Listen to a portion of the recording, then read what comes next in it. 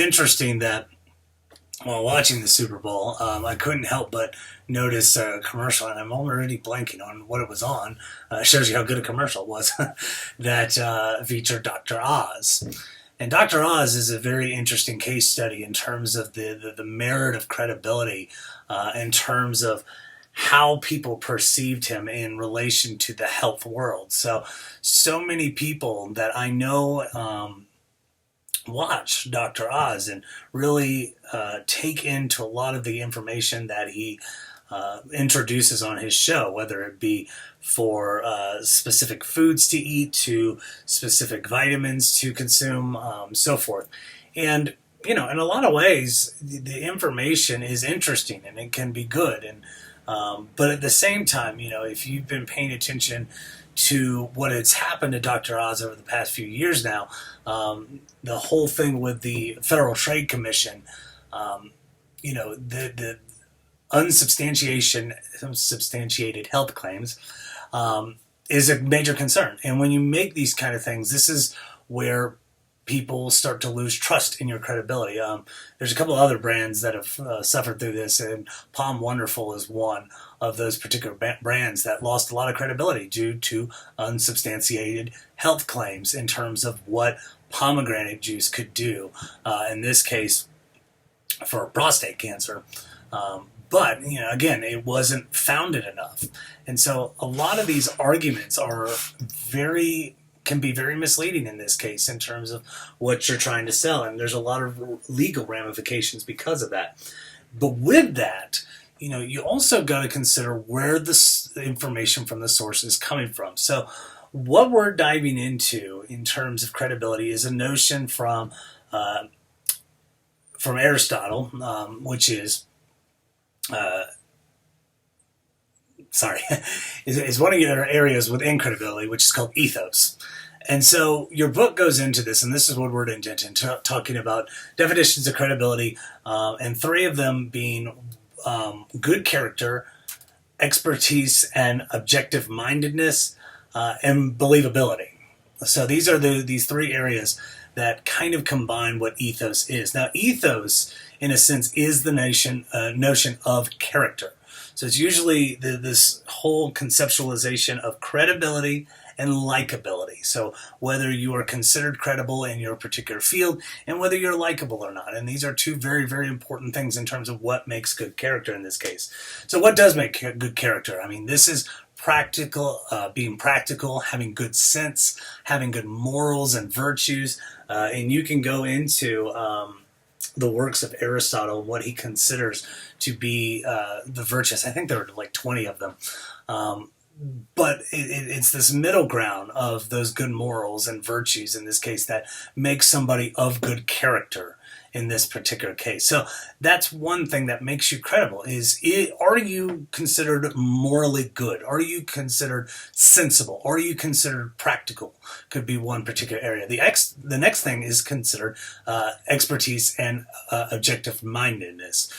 These are pretty easy. Are you accurate? So if I'm delivering the information up on screen here, people can watch this. It's technically considered open forum, so anybody could technically watch this and send me a message and say what you said may not inherently be accurate. So that's a sense of the notion of expertise, whether I'm an expert in the field or not, within, in this case, persuasion, in terms of what I do. Now, again, you will have your different areas of expertise. And if we're looking at certain theories, there's one called social judgment theories. There's things called unit relationships. And it doesn't inherently mean that you are an expert in everything, because nobody is. Nobody can be an expert. I think it was Albert Einstein who said, we can't judge intelligence by a certain standard, because, if we judged a fish's ability to climb a tree, he'll think he's stupid for the rest of his life. So I'm paraphrasing, obviously. That's not the entirety of the quote that he mentioned here. But it does really get into an interesting point in terms of that area of accuracy, and within unit relationships, is where are we in terms of what we know? I've got a pretty good sense of some of the theories within communication. This is where I have my PhD, but I have other areas of expertise as well. But there are other things that I don't know squat about. So if somebody comes up to me and we talk about cars, for example, I don't know that much about cars. I know a fair bit, but at the same time, I can know enough to get around and carry a conversation. But at the same time, if I go to a repair shop, I'm trusting their accuracy. The other thing we might want to look to is, again, that objectivity. And objectivity is extremely difficult to be able to uncover. And the reason is because of that, is because we look at objectivity as this without bias. So anytime we conduct a scientific study, anytime that we make an argument, we always want to at least try to be objective. Well, that's difficult. And the reason is sometimes the whole reason you're making the argument in the first place or bringing up the subject in the first place is that there is some subjectivity that comes into it. Now, again, that's very difficult. But, if you're doing this correctly, and well, at least trying to do this correctly, trying to take yourself out of an argument is a major part of this process. So those are two things. The other thing is believability. Are you believable? And then so this goes back into some of that character, but it's honesty, trustworthiness, similarity. Ethos is just as much a part of likability as it is expertise. And again, so we go back to the example of Dr. Oz, where he is a very, very likable personality. Whether you not like him or not is a different story. But, for example, I have family members who like this person very much. And so what he says is very, has a lot of leeway in terms of their decision making because of how trustworthy this person is, how similar they are. A lot of this is, if you think about like political candidates, there's this whole ideology of I'd have a beer with that person. And it's that area of similarity. We want to be similar to the person that we're working with. And in this case, because they understand us a little bit better. And this is probably one of the best aspects within rhetoric is understanding your audience and being able to present it in such a way that your audience and the speaker are on the same page in this case. Because, there's nothing more embarrassing than trying so hard to be on the same wavelength as the people you're talking to and just not. It's almost like an uncanny valley where you've got the right words, but you're not saying it correctly. So, I'm not going to get into the terminology of some of the things that you would say in terms of your jargon and lingo. I just wouldn't, because that's not something that's going to work in my case. Because if I start doing that, you might not ever use those words again. I mean, that just may be the bottom line to it. So those are three things to think about within credibility. Other things to look into, and I'm moving my mouse a little bit here for going through my script here. The other thing that we can talk about is, again, the notion of ability. I talked a little bit about objectivity. They mention ability and objectivity in your book almost twice. The ability, though, is interesting because they talk a lot about experience and how much experience do you have to do something. And so I'll give you an example. When I was teaching at Coastal Carolina, I had an assignment where some of my students would go and view a presenter. And their particular goal was to understand the presenter, how this person used persuasive messages. Was it being received well? And it was a speech about, supporting troops and, understanding the sacrifices. And he spoke in such a way that it was a first-hand experience, even though he had never gone overseas. And so it lost a lot of this argument because of this experience that is necessary to make this particular argument. So this is all firsthand. This is all observation. We want experts, and experts that are there when things are going on. So these are very important in terms of the ability to be able to do something. So those are a couple other things to consider. as far as trusting some of these people, we always look into source credibility. So it's one thing for you to be the person of experience, the person that's going to be of good credibility. How do we go in and say this person is perceivably the credible source I should be going to? And again, this is another difficult thing to go through because we always try to find the people that we trust and we work with. When I worked at a newspaper for a brief period of time, I worked with some PR representatives, and I always looked for the people that I trust and wanted to work with, and that would give me good information and consistently good information that I could use. And if they weren't trustworthy, I didn't want to use them.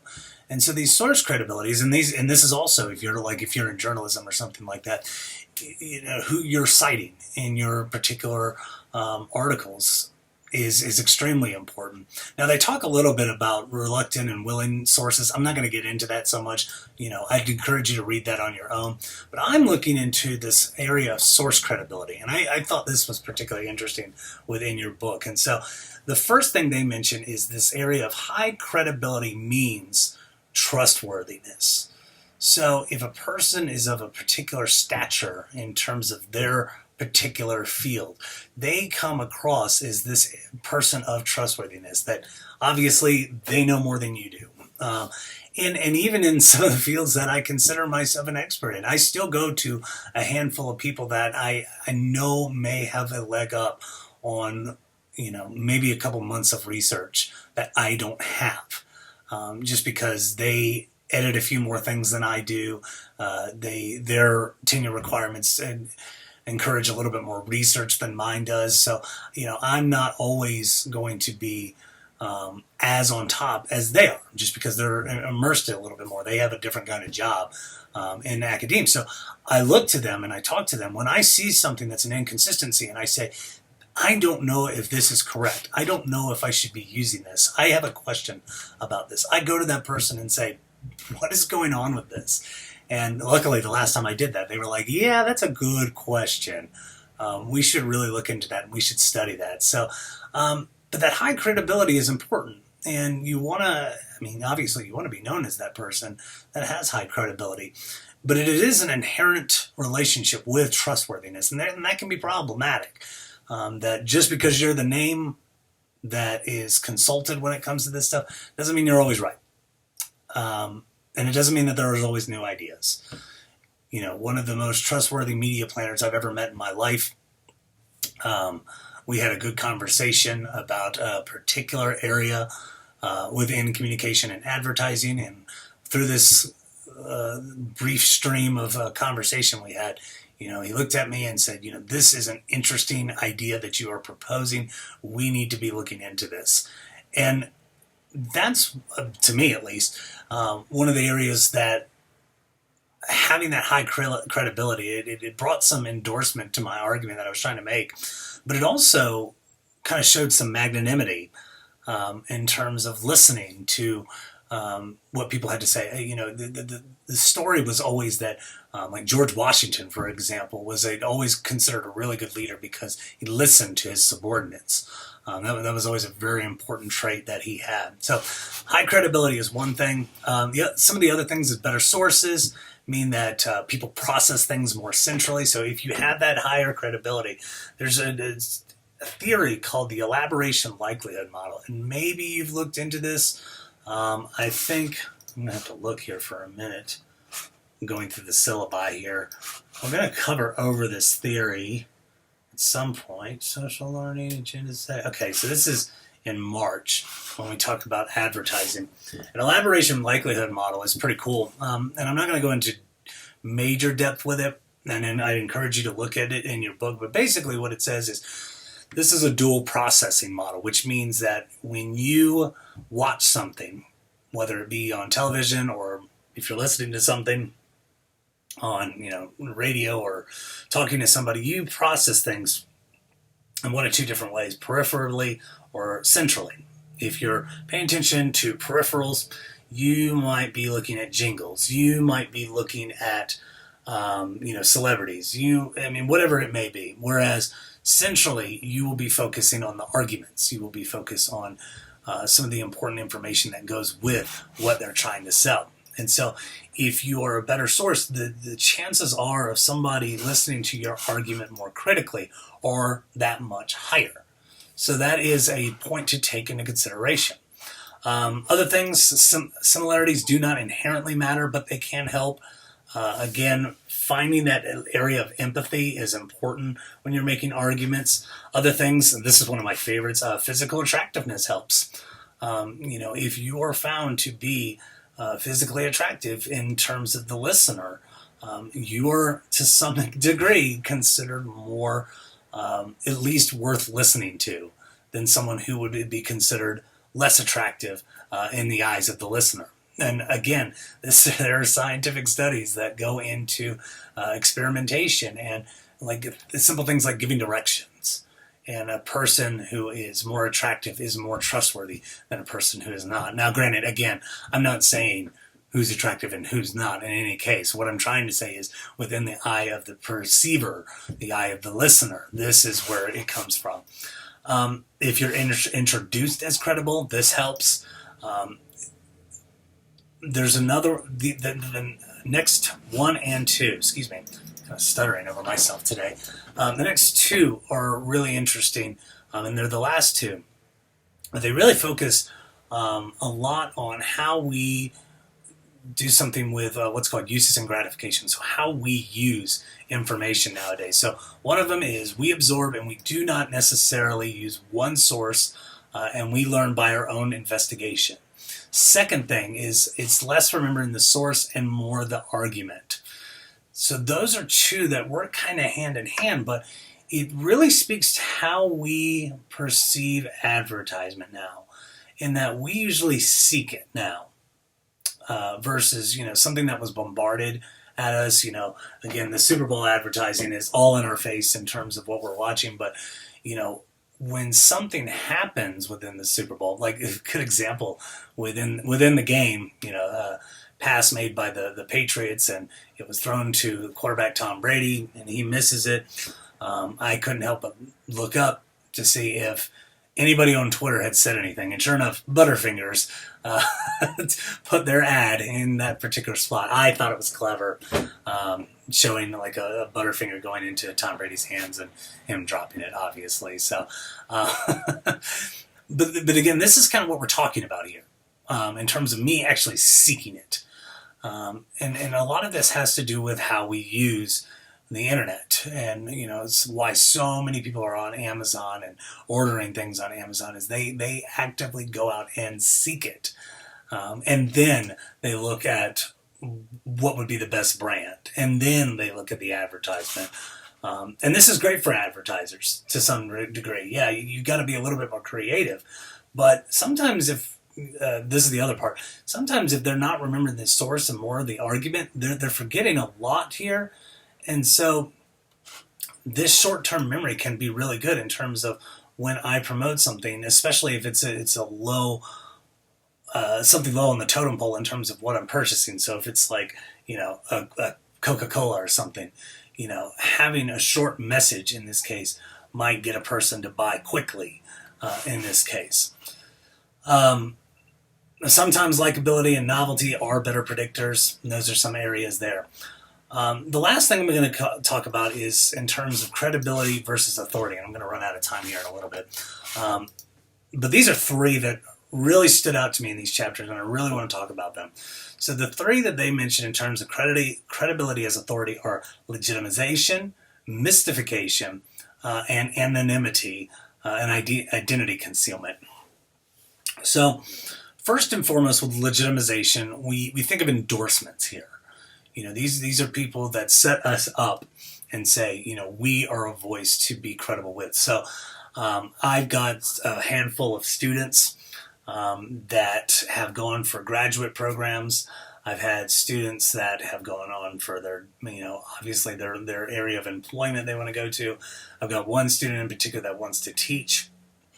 And as a student of mine and seeing their work, I want to sit there and say, I want to legitimize his or her credibility by writing letters of recommendation,